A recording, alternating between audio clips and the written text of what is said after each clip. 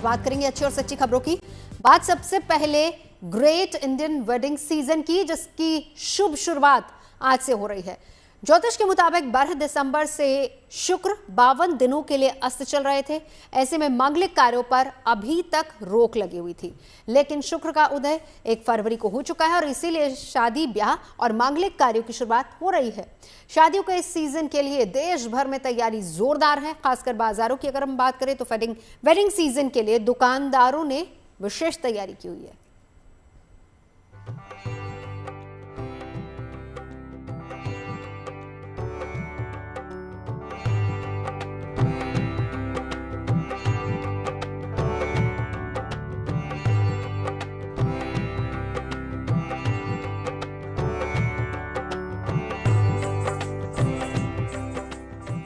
शादी वाले घरों में गूंजेगी शहनाई, बजेंगे बैंड, सजेंगे दूल्हा दुल्हन और नाचेंगे बाराती, क्योंकि देश में the great Indian wedding season शुरू हो चुका है।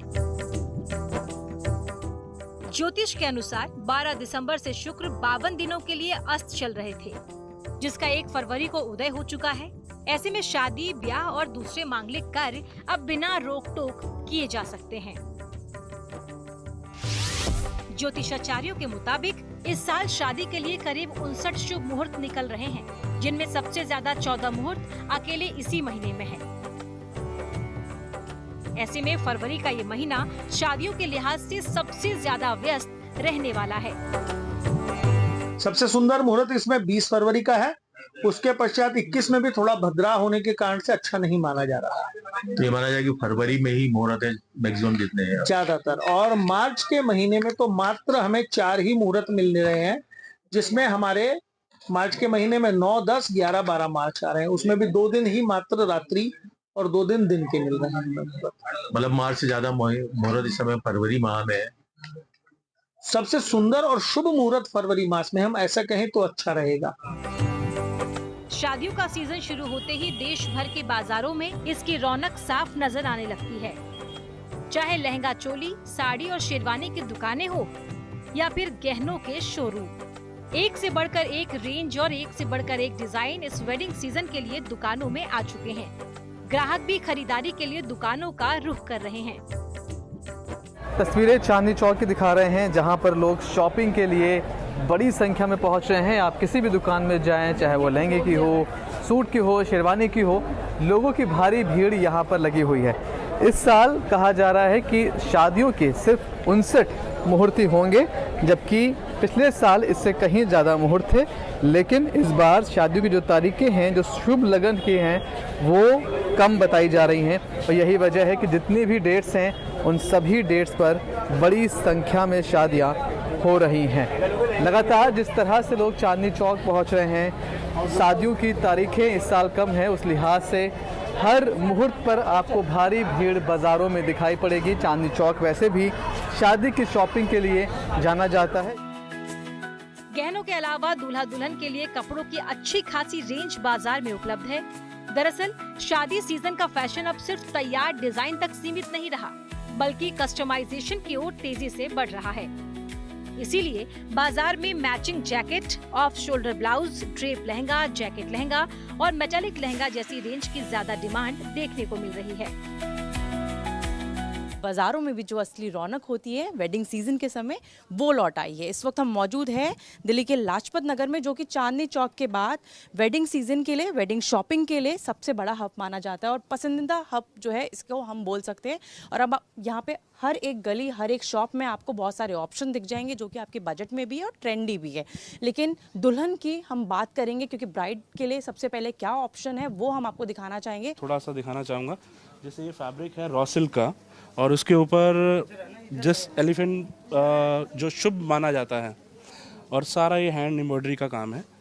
ये maroon, typical reddish maroon colour है, जो हमेशा से वेडिंग के अंदर यूज़ किया जाएगा। जो आगे जेंजी हमारे नए यंग जनरेशन है, वो इस टाइप के कलर्स मांग रहे हैं। इवन हाँ, पेस्टल शेड्स में, और बहुत सॉफ्ट कलर रहते हैं और बहुत सुंदर लगता है ये भी पहना हुआ। जैसे विराट कोहली और अनुष्का शर्मा ने पहना, देन उसके बाद वो ट्रेंड हमेशा के लिए आ ही गया। लेकिन जब शादी की बात होती है तो ट्रेडिशनल कलर ही जो होता है वो आपका या तो आपका गुलाबी रंग या फिर लाल रंग, मरून कलर जो है उसके डिफरेंट जो शेड्स है वही रहते हैं। एक हैवी रेंज आपको यहाँ दिख जाएगी और सभी आपको न्यूड पेस्टल कलर्स जो है वो उनकी भरमार जो है वो सबसे ज़्यादा दिखने वाली है। और ये कई सालों से इसी तरीके का एक पैटर्न बन गया है कि लड़कियों को जब से अनुष्का वेडिंग ने अपनी शादी में वो पिंक कलर का एक सॉफ्ट पिंक कलर का लहंगा जब से वो पहना था, उसके बाद पेस्टल कलर्स का जो है ट्रेंड इन हुआ है, वो अभी तक वो दौर जो है वो लगातार जारी है। तो इस तरीके के आपको ऑप्शन जो है वो दिखने वाले, लेकिन इसके आगे मैं आपको कुछ डिफरेंट कलर्स जो है अब पेस्टल शेड्स हो गया आपका ऑफ वाइट हो गया, आइवरी हो गया, बेज हो गया या फिर लाइट एकदम जो कलर गोल्ड का होता है उस कलर की शेरवानी जो है वो सबसे ज़्यादा डिमांड में। और एक दो आपको मैं कलेक्शन दिखाई रही हूँ कि किस तरीके की कलेक्शन जो है आपको इस वक्त दिख जाएगी कि किस तरीके की डिमांड जो है इस बार की सबसे ज़्यादा ग्रूम जो है वो पसंद कर रहे हैं। और ख़ासतौर पर हैवी स्टॉल आप इनके साथ जो है वो कैरी कर सकते हैं, बटन्स जो है वो थोड़े हैवी लगा सकते हैं। कुलदीप अरोड़ा जी इस वक्त हमारे साथ है। पसंद क्या रहती है, मतलब कुछ जैसे आपने उनमें बताया भी कि कुछ दुल्हनें ऐसी है जो अभी भी जो है लाल और मरून पसंद करती है, ना कि पेस्टल कलर, तो ऐसा ही कुछ दुल्हे में भी है कि ग्रूम लोग भी कुछ ऐसा पसंद करते हैं? दूल्हे के लिए सबसे बढ़िया कलर होता है आइवरी कलर, जो हर लहंगे के साथ मैच करता है। तो जितने भी दूल्हे आते हैं वो ज़्यादा आइवरी लाइट बेज कलर पसंद करते हैं और वो हर कलर के साथ मैच हो जाता है। इसके अलावा अगर किसी की कोई पसंद होती है तो हम वो मेक टू ऑर्डर बना देते हैं उसको। कस्टमाइज ऑप्शंस की अगर हम बात करें तो वो रहेगा। और ये देखिए मैं आपको कुछ शेड्स दिखाई रही हूँ कि इस तरीके के आइवरी शेड्स जो है वो सबसे ज़्यादा पसंद आएंगे। ये अगेन रॉ सिल्क के सर फैब्रिक की बात करूँ, एम्ब्रॉयडरी रॉ सिल्क के ऊपर ना एम्ब्रॉयडरी बहुत अच्छी आती है और उससे फिटिंग बहुत बढ़िया आती है। शादी के सीजन की रौनक गहनों के बगैर अधूरी है, चाहे वो फिर सोने और चांदी से जुड़ी ज्वेलरी हो या फिर आर्टिफिशियल ज्वेलरी। लोग पार्टी और शादी समारोह के लिए ज्वेलरी की खरीदारी में जोर शोर से जुटे हैं, क्योंकि बीते कुछ दिनों में सोने चांदी की कीमतों में थोड़ी गिरावट देखने को मिली है, जिसके बाद लोग बड़ी संख्या में शादियों के इस सीजन के लिए खरीदारी करने बाजार पहुंच रहे हैं। अभी एकदम से भारी मात्रा में गिरावट भी आई है और मेरी बहन की शादी भी है, सो उसके लिए थोड़ा ज्वेलरी इकट्ठा कर रहे हैं। जब पहले 100 ग्राम लेने का था, अब 150-200 ग्राम का बजट हो गया है। रेट सस्ती होने की वजह से बाजार में एकदम से फ्लो जो खुला है, लोग बागों का दिमाग खुला है कि ये सस्ता हो गया माल तो तुरंत लेवे, और पोजीशन ये लग रही है कि अब वापस तेज होने की आशंका होते हुए हम तुरंत खरीदारी के मूड में आ गए। और 1-2 दिन, 5 दिन, 7 दिन में 100% तेज होगी चांदी, इसमें कोई किंतु परंतु नहीं है। सोना चांदी दोनों ही तेज होंगे वापस, तो ये सोचते हुए हम लोग तुरंत बाइंग कर रहे हैं माल की, भाई ले लो, अभी सस्ता है थोड़ा सा। इसके अलावा शादियों के इस सीजन को लेकर बैंड संचालक, टेंट व्यवसायियों, बैंक्वेट हॉल और केटरर्स की बुकिंग भी धड़ल्ले से चल रही है। ऐसे में उम्मीद ये जताई जा रही है कि शादियों का ये सीजन कारोबार के लिहाज से भी काफी अच्छा रहने वाला है। दिल्ली से मनीषा लड्डा और मनीष चौरसिया के साथ जयपुर से रिदम चैन, गुड न्यूज टुडे। चलिए बात मौसम की कर लेते हैं। पहाड़ी राज्यों में मौसम का मिजाज एक बार फिर से बदलने वाला है। मौसम विभाग का अनुमान है कि एक नया वेस्टर्न डिस्टर्बेंस पश्चिमी हिमालयी रेंज में एक्टिव होने वाला है, जिसके चलते 5 तारीख से हिमाचल और उत्तराखंड के ऊंचाई वाले इलाकों में फिर से बर्फबारी हो सकती है। अगर इस दौरान आप बर्फबारी देखने के लिए पहाड़ों पर जाने की तैयारी कर रहे हैं तो फिर कौन सी जरूरी बातें जिनका आपको खास ख्याल रखना है, इस रिपोर्ट में समझिए।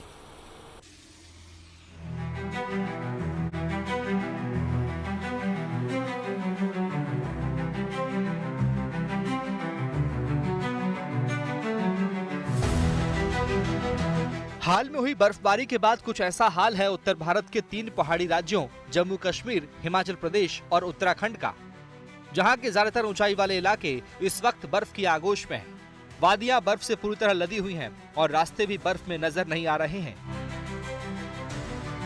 ये ताजा तस्वीरें जम्मू कश्मीर के शोपियां से आई हैं, जहां बंद रास्तों को खोलने के लिए बर्फ काटने वाली मशीन और जेसीबी को लगाया गया है ताकि जल्द से जल्द आवाजाही को बहाल किया जा सके।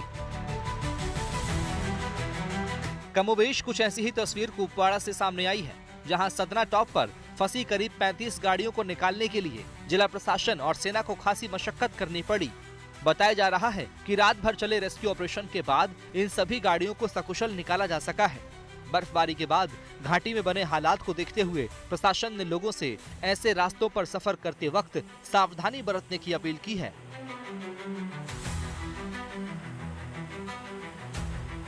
वहाँ तकरीबन 35 गाड़ियाँ फंस गई स्नो स्टॉर्म में। उसके बाद जो प्रशासन है, लोकल एडमिनिस्ट्रेशन है, सेना, पुलिस और बीकन ने बचाव कार्रवाई शुरू की और इन सब गाड़ियों को जो है सही सलामत नीचे पहुंचाया गया। इसमें कई सारे जो है मुसाफिर भी थे, पैसेंजर थे और अब एडमिनिस्ट्रेशन की तरफ से एडवाइजरी है कि जो लोग भी पहाड़ों की तरफ जाना चाहते हैं पहले मौसम का हाल देख लें और जो लोकल एडमिनिस्ट्रेशन है उनके साथ कांटेक्ट करें और उनसे एडवाइजरी लेके जो है अपना ट्रैवल प्लान करें। आमतौर पर बर्फबारी के दौरान मैदानी राज्यों से बड़ी संख्या में लोग पहाड़ों का रुख करते हैं। इस साल भी कई बार ऐसा ही देखने को मिला। ज्यादातर पर्यटन स्थल इस वक्त सैलानियों से गुलजार हैं, चाहे उत्तराखंड का औली हो या फिर हिमाचल की सोलंग वैली हो, जहां एडवेंचर स्पोर्ट्स के लिए बड़ी संख्या में सैलानी पहुंच रहे हैं, जिनमें से कुछ सैलानियों को कुदरत के इस श्वेत श्रृंगार को देखने के लिए काफी मशक्कत करनी पड़ी है। अपने अनुभव के आधार पर इन्होंने बताया कि बर्फीले रास्तों पर सफर करते वक्त विशेष सावधानी बरतने की जरूरत है। मेरे पीछे आप देखें शिमला का ऐतिहासिक रिज मैदान और रिज मैदान पर किस तरह से चटक धूप के बीच चहल पहल जो है वो लोगों की देखी जा सकती है। क्या स्थानीय लोग, क्या पर्यटक जो है वो यहाँ पर घूम रहे हैं। सैलानी जो है वो बाहरी राज्यों से यहाँ आते हैं, यहाँ की आबो हवा और यहाँ के प्राकृतिक सौंदर्य का जो है वो लुत्फ उठाते दिखाई देते हैं। कि जो हाई रीचेस है वहाँ पर लगातार बर्फबारी जो है वो रुक रुक कर हो रही है। पिछले कई दिनों से जो है वो लगातार बर्फबारी हो रही है। ऐसे में 4 और 5 यानी कि आज और अगले कल के लिए भी इसी तरह से हल्की बर्फबारी जिला चंबा और जिला लाहौल स्पीति के जो हाई रीचेस हैं वहाँ पर हो सकती है। ऊंची चोटियों पर हिमपात से उसका असर मध्यवर्ती और निचले इलाकों पर जरूर होता है और एडवाइजरी के तौर पर खास तौर पर यह कहा गया है कि जो हाई रीचेस हैं वहाँ पर जाने से टूरिस्ट या फिर स्थानीय लोग जो हैं परहेज करें ताकि कोई अनहोनी घटना जो है वो वहाँ पर ना हो, क्योंकि सड़कें जो है वो अभी भी कई इलाकों में बंद पड़ी है जिनको युद्ध स्तर पर खोलने का प्रयास जो है वो यहाँ पर अलग अलग विभागों की तरफ से किया जा रहा है। सेफ रहें, कोई किसी तरह की हुल्लड़बाजी ना करें। अगर आप ड्राइव प्रॉपर करते हैं, आपके पास 4x4 कारें हैं, तभी ये इसमें जो स्नो में ड्राइव करें।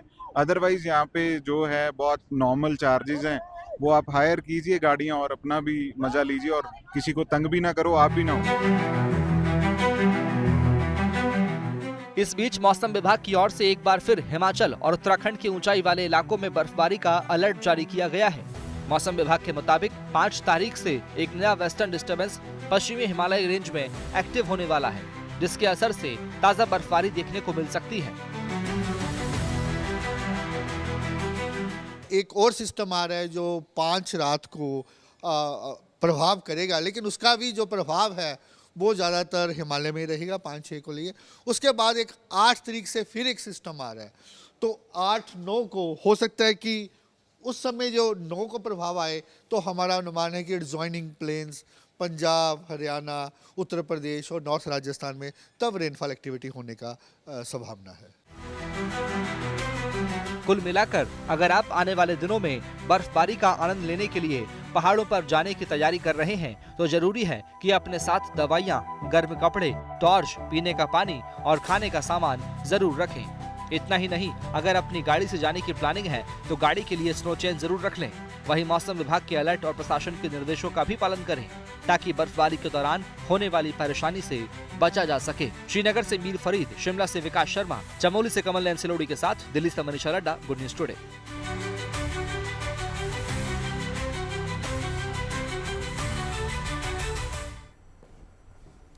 चलिए शानदार खबर आपको बता देते हैं। आईसीसी अंडर-19 वर्ल्ड कप 2026 के फाइनल मुकाबले में भारत ने एंट्री मार ली है। सेमीफाइनल मुकाबले में भारत ने अफगानिस्तान को मात देते हुए फाइनल में अपनी जगह पक्की की है। टीम इंडिया ने 7 विकेट से ये मुकाबला अपने नाम किया, ये मुकाबला जीता है। अब फाइनल में भारत की टक्कर इंग्लैंड से होगी।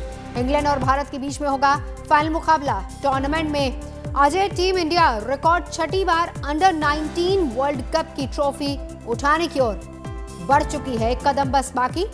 फाइनल मुकाबला इंग्लैंड के साथ।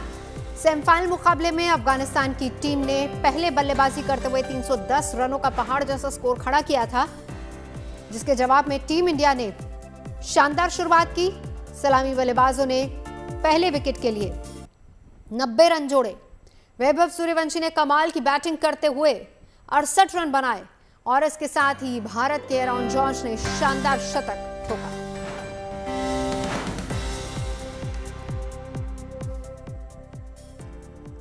आगे बढ़ेंगे, बात करेंगे दुनिया को शांति, करुणा और अहिंसा का पाठ पढ़ाने वाले भगवान बुद्ध की, जिनका पवित्र अवशेष अगले कुछ दिनों के लिए भारत से श्रीलंका पहुंच चुके हैं। कोलंबो का गंगारामाया मंदिर श्रीलंका के सबसे पवित्र बौद्ध स्थलों में से एक है, जहां भगवान बुद्ध के अवशेष को श्रद्धांजलि के दर्शन के लिए रखा जाएगा।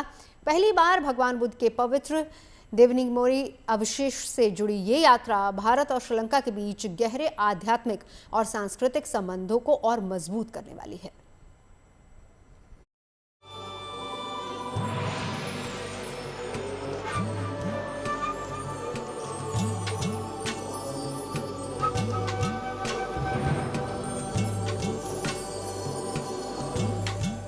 दुनिया को शांति, करुणा और अहिंसा का पाठ पढ़ाने वाले भगवान बुद्ध लाखों लोगों के लिए प्रेरणा का स्रोत। हद से ज्यादा तपस्या या बेहिसाब भूख के बजाय मध्यम मार्ग अपनाने की सलाह से लाखों करोड़ों लोगों ने भगवान बुद्ध से जीवन में संतुलन बनाने की प्रेरणा दी। मान्यता यह है कि अशोक सम्राट की पहल से बौद्ध धर्म भारत से श्रीलंका पहुंचा। दोनों देशों के बीच सांस्कृतिक संबंधों को और मजबूत करते हुए सैकड़ों साल बाद भगवान बुद्ध के पवित्र देवनीमोरी अवशेष श्रीलंका के कोलंबो भेजे गए हैं। कोलंबो के गंगारामाया मंदिर में भगवान बुद्ध के अवशेष को रखा गया है। 4 से 11 फरवरी तक ये प्रदर्शनी यूं ही लगी रहेगी। श्रीलंका में रहने वाले आम लोग भी भगवान बुद्ध के अवशेष के दिव्य दर्शन कर सकेंगे। यही वजह रही कि दिल्ली के पालम एयरपोर्ट से रवानगी से पहले पूरे विधि विधान के साथ भगवान बुद्ध के अवशेष की पूजा अर्चना की गई।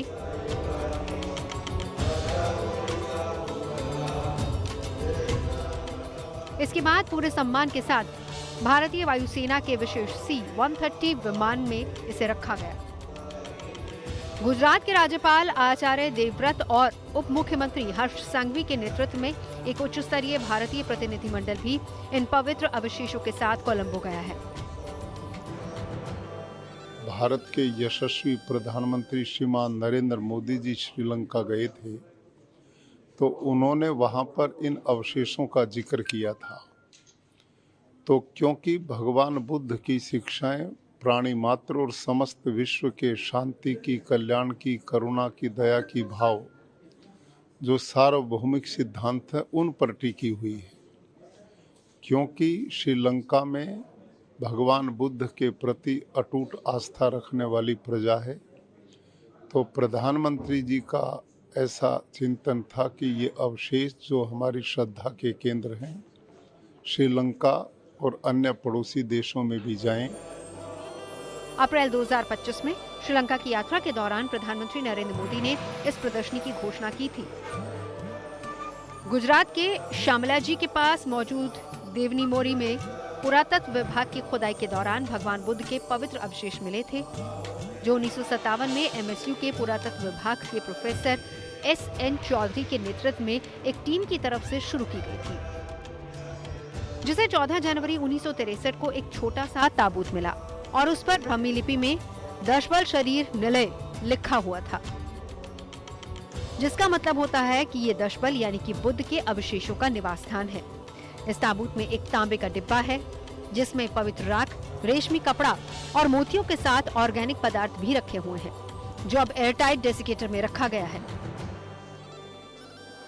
प्रधानमंत्री श्री नरेंद्र भाई मोदी जी द्वारा 2022 से लगातार अलग अलग देशों में भगवान बुद्ध के विशेष एवं पवित्र अवशेषों को भेजा जाता है। कुछ समय पहले ही वियतनाम, भूटान, रशिया के प्रोविंस और आज ये अवशेष श्रीलंका जा रहे हैं। भारत की तरफ से ये पहल बौद्ध विरासत को दुनिया के साथ साझा करना है, जो भारत की भूमिका को बौद्ध विरासत के एक प्रमुख संरक्षण के रूप में स्थापित करती है।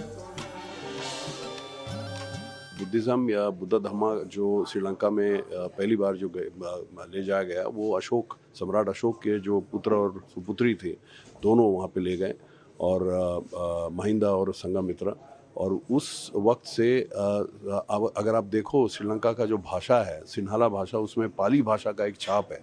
वो वहीं से शुरू हुआ कि जब संघमित्रा और महिंद्रा ले गए भारत से बुद्ध धाम का जो सीख है, तो वहीं से पाली भाषा की शुरुआत हुई और सिन्हाला भाषा में एक साफ तरीके से छाप दिखाई देता है। भारत बौद्ध धर्म की जन्मस्थली है। कोलंबो का गंगारामया मंदिर श्रीलंका के सबसे पवित्र बौद्ध स्थलों में से एक है, जहां ये अवशेष श्रद्धालु के दर्शन के लिए रखे गए हैं।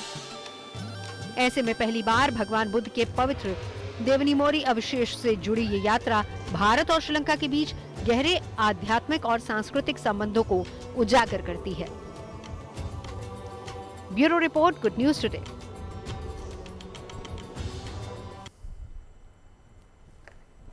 अच्छी और सच्ची खबरों में आगे बढ़ते हैं। एक और अच्छी खबर आपको दिखाते हैं।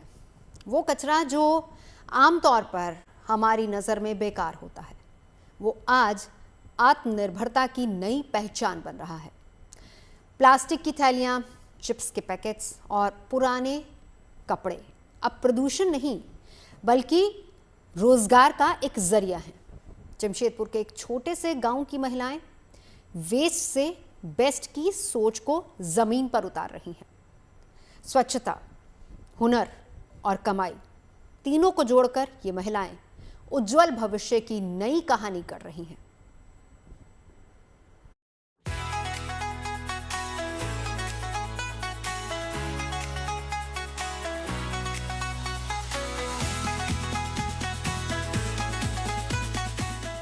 प्लास्टिक की थैलियां, चिप्स के पैकेट और पुराने कपड़े जो अक्सर गलियों में बिखरे दिखते हैं, ये महिलाएं उन्हीं बेकार चीजों को अपने हुनर से एक नई उमंग देती हैं।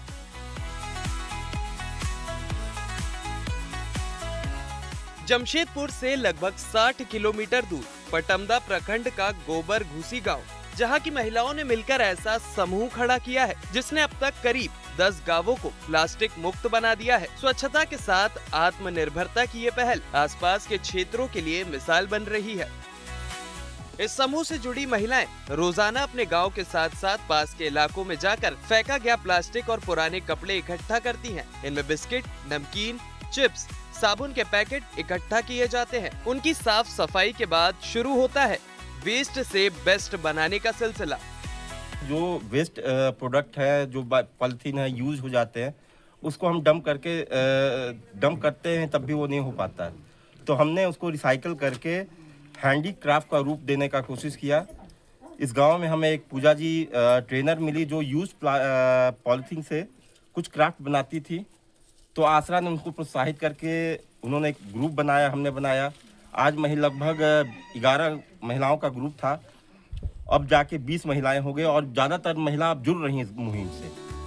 हाथों से तैयार वस्तुओं में फूलदान, टोकरी, टोपी, सजावटी आइटम और पायदान शामिल हैं। हर उत्पाद पूरी तरह हाथों से बनाया जाता है और पर्यावरण के अनुकूल होता है। यही वजह है कि गांव की सीमाओं से निकलकर इनकी मांग अब दिल्ली और मुंबई जैसे बड़े शहरों तक पहुंच चुकी है। इन सामानों की कीमत 50 रुपए से लेकर 600 रुपए तक तय की जाती है। गाँव से हम उठा के लाते हैं, जो बच्चा खाते हैं उसको साफ करते हैं, साफ करने के बाद धो के साफ सूखा जाता है, उसको काटिंग करते हैं। काटिंग करने के बाद हम लोग ये सब मटेरियल बनाते हैं। क्या क्या बनाते हैं? फूलदानी हो गया, कढ़ाई हो गया, टोपी हो गया, कुछ छोलनी उन्नी जिसको जो आता है सर, बड़ा बड़ा जो घड़ा होता है वो भी बनाते हैं हम लोग। केवल निर्माण ही नहीं बल्कि प्रशिक्षण भी इस पहल का अहम हिस्सा है। बाहर से आने वाले लोग यहाँ पहुंचकर तकनीक सीखते हैं और तैयार सामान खरीद कर ले जाते हैं। इससे स्थानीय स्तर पर जागरूकता बढ़ रही है और कचरे के सही उपयोग का संदेश दूर दूर तक फैल रहा है। जमशेदपुर से अनूप सिन्हा के साथ bureau report, good news today. खबरें सच्ची होनी चाहिए, अच्छी खुद ब खुद लगती हैं। Navjot Randhawa signing off. आप सुनते रहिए गुड न्यूज, देखते रहिए गुड न्यूज टुडे।